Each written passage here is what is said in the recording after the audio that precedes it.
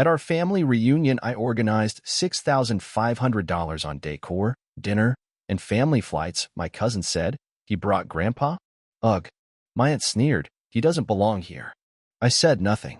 I just smiled, stood by Grandpa, and cut off their $1,200 monthly gift with a legal notice the next morning.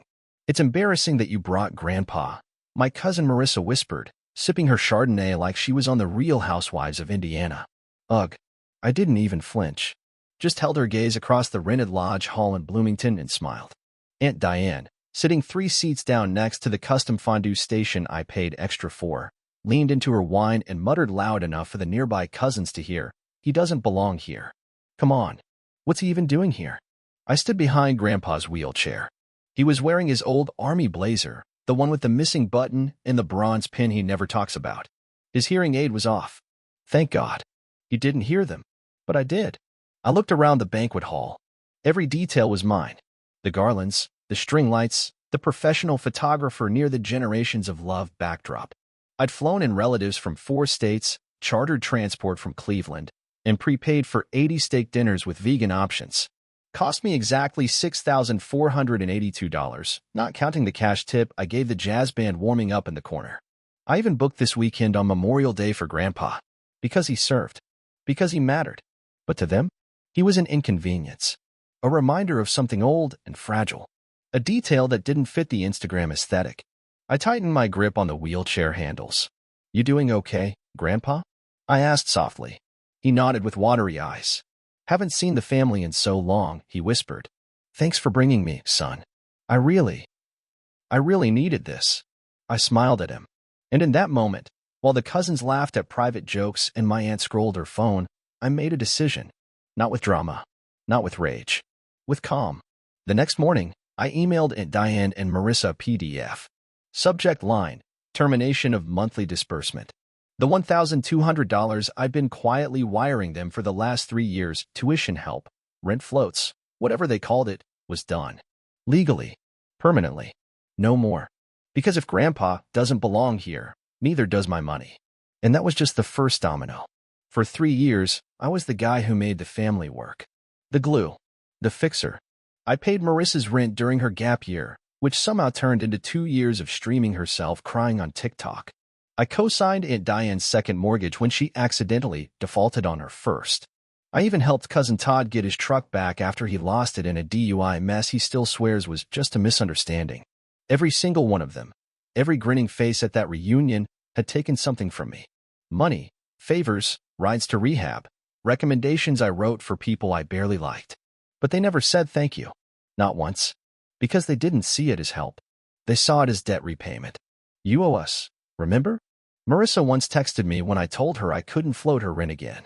Because when my mom died and Dad left me with Grandpa while he found himself in Arizona, it was Diane who took me in. For 3 months. When I was 9. I guess 3 months of couch space equals $47,000 in lifetime IOUs. And they never let me forget it.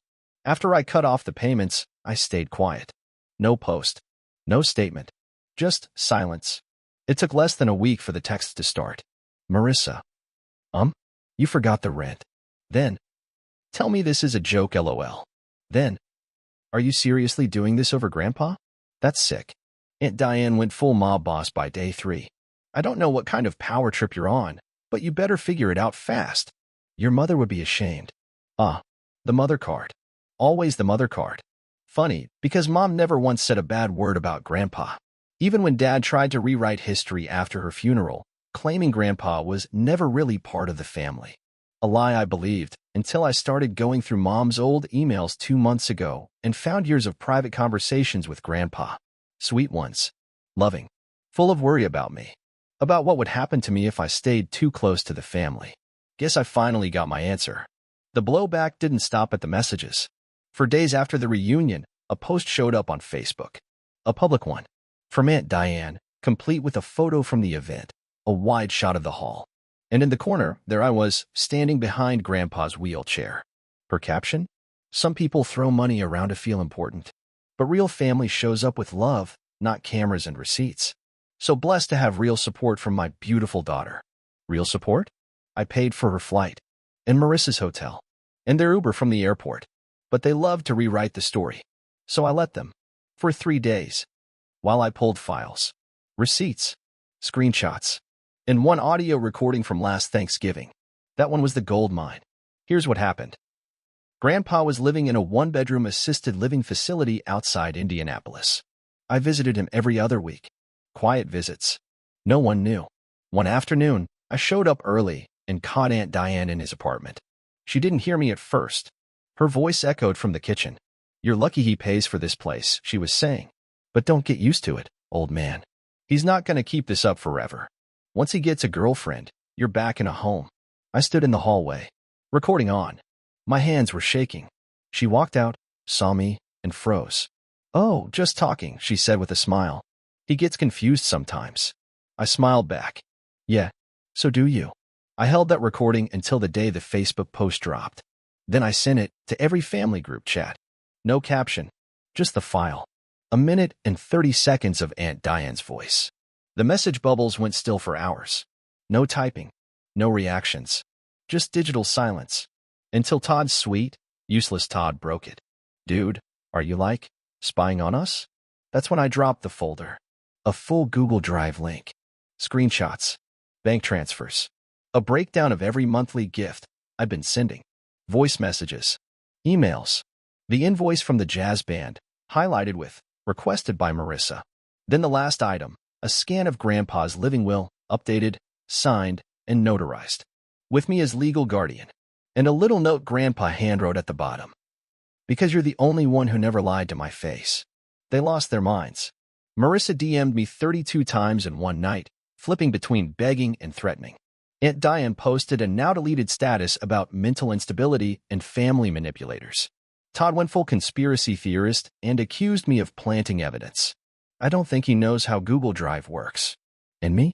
I booked a cabin for Grandpa and me upstate for the week. No service. No drama. Just some real jazz on vinyl and a man who actually smiled when he saw me walk into the room. But I wasn't done. Because what they didn't know was that the $1,200 a month wasn't even the full amount I'd been sending them. There were side payments.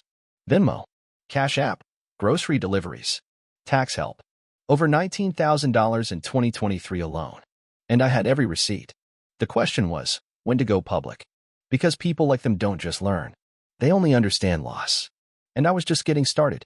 It was Marissa's 30th birthday. Of course, she threw a party. At a vineyard. In Michigan. With a guest list that included half the extended family and a drone photographer. And despite the meltdown after the reunion, I got an invite. Well, technically, I wasn't invited. I was CC'd on the invite with 40 others. No message. No direct contact. But I RSVP'd, yes. I wasn't coming to celebrate. I was coming to finish it. I didn't come alone. I brought Grandpa. In a charcoal suit. Fresh haircut. Polished shoes. He looked better than half the guests there. And I brought a flash drive.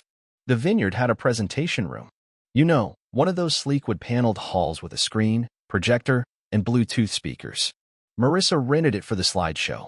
Memories of Marissa, the agenda said. Right before champagne toasts. I waited until the lights dimmed and people settled in. Marissa stood at the front, grinning in a $700 rental dress. Aunt Diane was already misty-eyed. She clicked the remote to start the slideshow. That's when I stepped forward. "Actually," I said calmly, "can I just say a few words before we start?" There was a beat of awkward silence. Then Marissa's fake smile froze in place. I guess," she said. "Keep it short." "Oh, it'll be short," I said, plugging in the flash drive. The screen flickered, and then a recording played. Her voice. "He's not going to keep this up forever, old man. Once he gets a girlfriend, you're back in a home." Gasps. Audible ones. Someone coughed. Aunt Diane actually whispered, "Oh my God." I let it run for 10 more seconds. Then clicked Next. And the Google Drive folder appeared. Slide by slide. $1,200 monthly payments to Diane and Marissa, listed by date. Grocery orders I paid for under Todd's name. Screenshot of Marissa asking me to fake a W-2 for a rental app. Venmo receipts for therapy that turned out to be a bachelorette spa weekend. Then the texts. The one where Marissa called Grandpa. He's just barely there these days. The one where Aunt Diane said, let's keep him alive long enough to get the condo. And then the video from Thanksgiving. I'd installed a doorbell cam at Grandpa's apartment a year ago. They didn't know. On screen, Aunt Diane showing up unannounced, letting herself in with the emergency key I'd given her. He doesn't need cable, she's saying in the video. Maybe we don't need cable, just seems like wasted money. Then she opens his medication drawer. Still too many left. We could probably stretch this another week. The room went dead silent. Marissa's face turned white. Grandpa sat quietly in his seat, staring at the screen like he was watching a documentary about someone else's life, until he turned to Diane and said, loud and clear, "I remember that day. You told me you loved me and took my wallet when I went to the bathroom." Then he looked at me. "Play the last one." I nodded and hit play. It was a voicemail. "Aunt Diane, for days after I cut off the money, we took you in. We raised you. You wouldn't have anything if it weren't for us. You owe us, and you owe him. He's been hanging on since '09. No one expected that. You keeping him alive is just dragging this out." She didn't know she was being recorded, but now the whole family knew. I unplugged the flash drive and looked around. No one was clapping. Todd looked like he wanted to crawl into the wine barrels. Cousin Becky had her hand over her mouth, whispering "oh wow" to her boyfriend. Even the vineyard staff was frozen in the corner. Then, from the back of the room, someone stood up. It was Uncle Rick. Quiet guy. Never got involved. He pointed at Aunt Diane and said, "You told us he was delusional. You said he was draining your money. You said you were paying for everything." Then he looked at Marissa. "You took money from him and posted about manifesting abundance like you earned something." She tried to speak, but someone else stood up. Then another. Then Grandpa. He didn't raise his voice. Didn't need to. He turned to the crowd and said, "I never asked for their money. But they never asked if I was okay, either." Then he looked at Marissa, and his voice sharpened. "You want a birthday toast? Here it is. I may be old, but I'm not blind. And the day you called me dead weight was the day you stopped being family." I stepped forward one last time. Took the mic. "I want to make something very clear," I said. "This isn't revenge. This is correction. They thought money meant silence. That guilt meant obedience. That I was the ATM in the corner and Grandpa was the sympathy prop. No more." I reached into my bag and pulled out the final envelope. Stamped and signed by a lawyer. "The monthly support has been terminated. The accounts are closed. The taxes are filed. And starting today, any attempt to contact either of us will go through legal counsel." And Diane opened her mouth, but I cut her off. No more texts. No more crying voicemails. No more, but family speeches. You gambled with the one person who actually cared about this family's legacy. And you lost. Grandpa and I walked out of that room together. No applause. Just silence and stares. And the click of my dress shoes on the hardwood floor. Behind me, the screen was still glowing. Paused on the slide titled, "Real Family." And it wasn't their faces on it anymore. It was just me and him. And for once, that was enough. The video went live the next morning at 7 a.m. No dramatic music. No clickbait thumbnail. Just a simple title on a black screen. What they did to Grandpa. What they did to me. I uploaded it to YouTube, Instagram, Facebook, and a Dropbox mirror because I knew they'd try to report it. 17 minutes long. It started with the clip of Aunt Diane in Grandpa's apartment. Then the voicemail. Then a quiet monologue from me, sitting in a dim room, staring into the camera. I never wanted this to be public. I really didn't.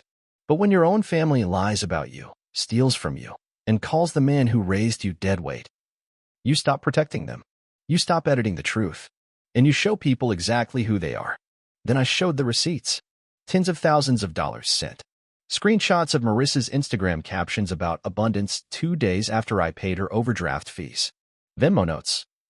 "Groceries, thank you. Can't make rent again, LOL. You were literally my second dad." Then the text from Diane last Christmas. "If you really cared about family, you'd cover the roof repairs. Marissa's doing her best, okay." Underneath it, the receipt for a rooftop hot tub install. I ended the video with a pan across the living room of Grandpa's new place, our place. I'd moved him in with me. A sunny guest room. TV.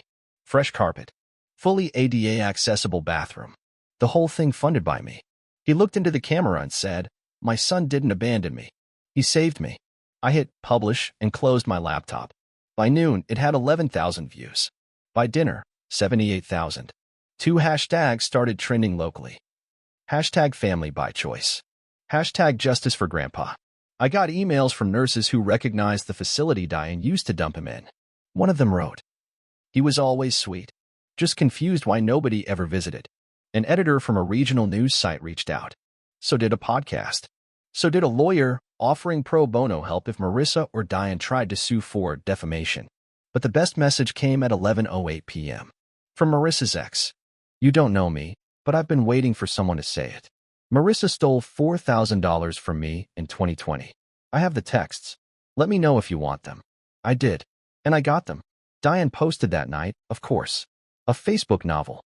Families go through seasons. Some choose to shame others online instead of healing. I pray for you. It got 12 likes. Half of them from accounts I'm pretty sure she made herself. Then came the damage control. First, Marissa deleted everything. Her Instagram went dark. TikTok gone. Even her Etsy shop vanished. Then, Todd posted a shaky video of himself rambling about how blood is thicker than screenshots. It got downvoted into oblivion. Aunt Diane tried to twist the narrative on LinkedIn, of all places.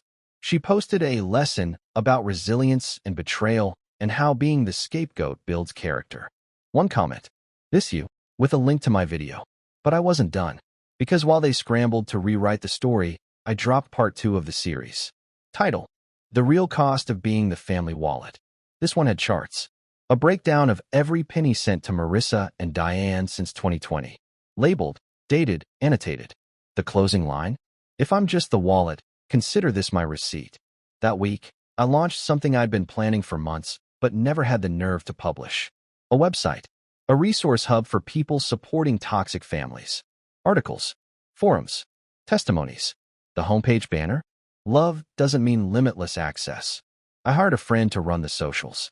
Within 72 hours, the account had 50,000 followers. I woke up one morning to see a post of Grandpa and me on Reddit. Title: This guy took down his entire freeloading family and protected his grandpa. I want to be like him. Thousands of upvotes. Messages from strangers saying, "Thank you. I thought I was crazy.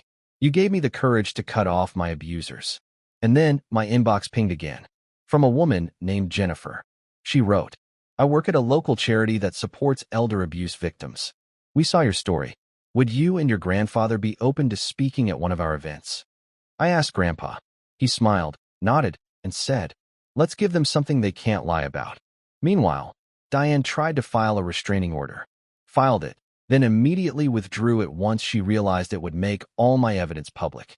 Marissa claimed emotional distress and tried to crowdsource legal fees on GoFundMe.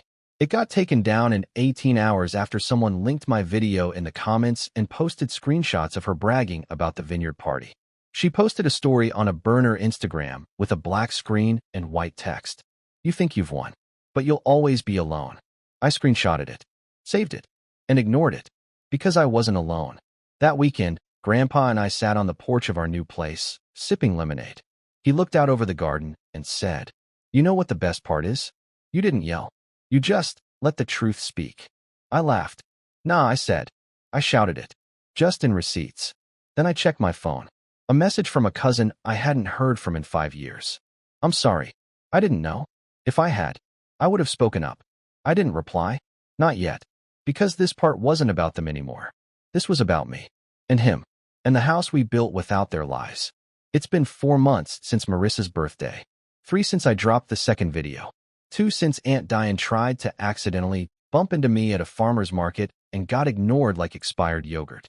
And 1 week since Grandpa stood on a stage and said, "My son saved my life by walking away from the rest of it." The silence since has been golden. No texts. No voicemails. No, "Can you help just this once?" I changed my number. I locked my credit. I moved Grandpa into my house and changed every lock that ever led to me. They say blood is thicker than water? Great. So is concrete. Grandpa's thriving. He FaceTimes with a woman named June now. She sends him banana bread and calls him young man. I've never seen him grin like that. And me? I bought a small place downtown. White walls. A coffee machine. No drama. Just space. For me.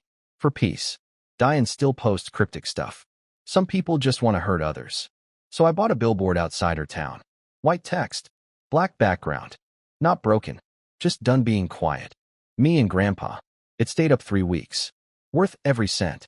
And then, 2 days ago, I saw Marissa. It wasn't planned. I was in line at a coffee shop. She turned, froze, clutched her overpriced matcha like it might protect her. She looked different. Smaller. Not physically. Just deflated.